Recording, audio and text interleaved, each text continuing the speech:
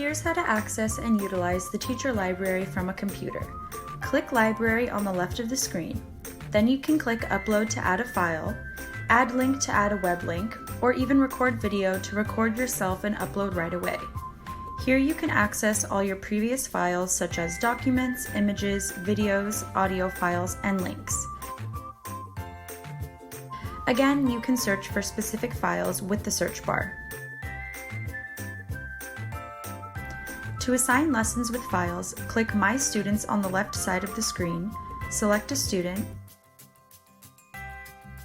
and click the New Lesson drop-down on the right to create a lesson from scratch or copy the previous one.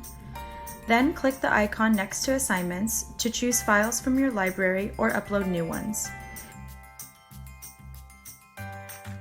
After you select a file, you can edit the name and description before adding to the lesson. With PracticeSpace, assigning detailed, thorough lessons is easier, faster, and more convenient for students and teachers.